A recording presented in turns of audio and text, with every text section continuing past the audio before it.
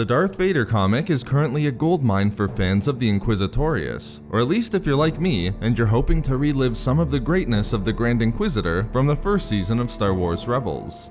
It seems like every couple of issues we're introduced to a set of new Inquisitors, or get the backstory of one who's already known. For example, we've gotten to see the full story and explanation for the Grand Inquisitor's fall to the dark side in the Jocasta Nu arc.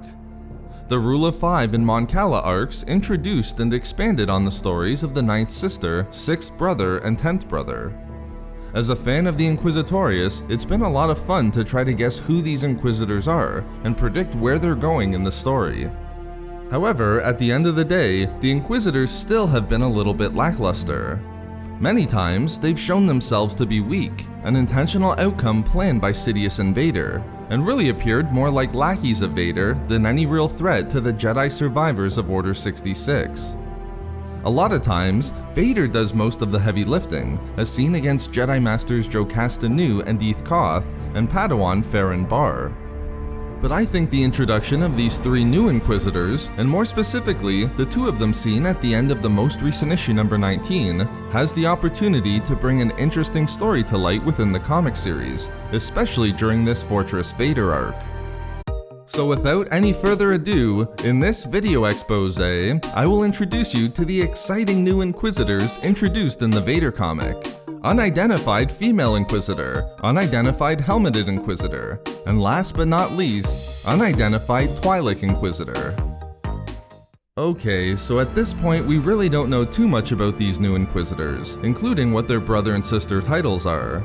But nonetheless, I do believe that these new Inquisitors matter, which is to say that they appear to be ushering in a story where the Inquisitors don't just follow Vader around from mission to mission, but rather create an interesting conflict between the Inquisitors and the Sith Lord himself. And I'm not just referring to the brutality of the new female Inquisitor. In the latest issue number 19, she was shown to be particularly cruel and merciless, even for an Inquisitor, pretending to allow Mira to escape with her newborn baby, only to then snatch the infant out of her arms later, to ensure that she never trusted another individual ever again by taking her soul. I believe that the more important scene is the final one between this new female and the Twi'lek Inquisitor, where the female's cunning and wisdom is again shown, but this time in the desire for self-preservation. Although they were successful in their mission to locate and kill Order 66 survivor Eeth Koth, the female Inquisitor recognizes an important truth.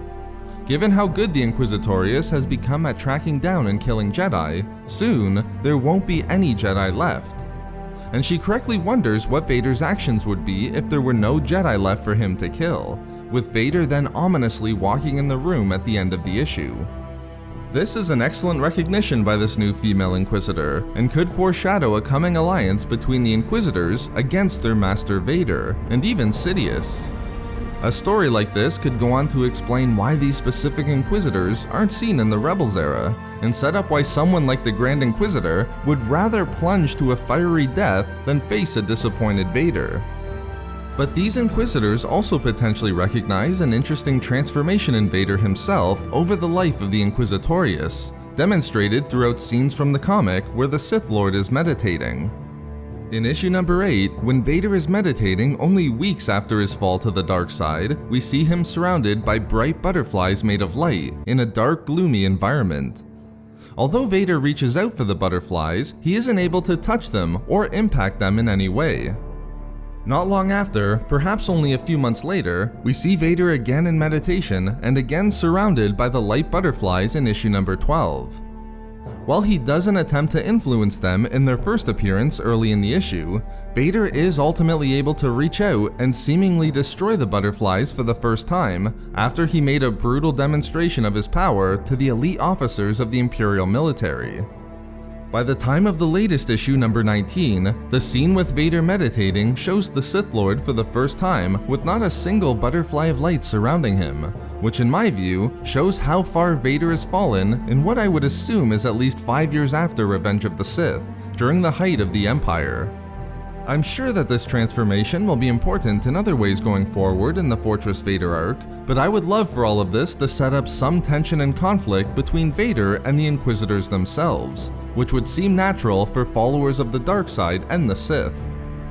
A story where an Inquisitor or group of them attempts to confront Vader or even overthrow him would be a fantastic one in my opinion, and would show the Inquisitors to be more than what they are now, which are the mere errand runners for Vader. Either way, it was one of the more interesting introductions of new Inquisitors, and I look forward to learning more about them, starting with their titles. So there we have it, the 3 new Inquisitors introduced in the Vader comic, and why I believe there's a potentially interesting future for these characters. We love making these videos, so why not subscribe for more fun Star Wars theories and discussions? Also, if you enjoyed the video, think about giving a like or leaving a comment. Or perhaps follow us on Twitter @SW Reading Club for updates regarding the channel. Or support the channel through Patreon for access to exclusive hangouts and book discussions. If not for me, for Inquisitor parties.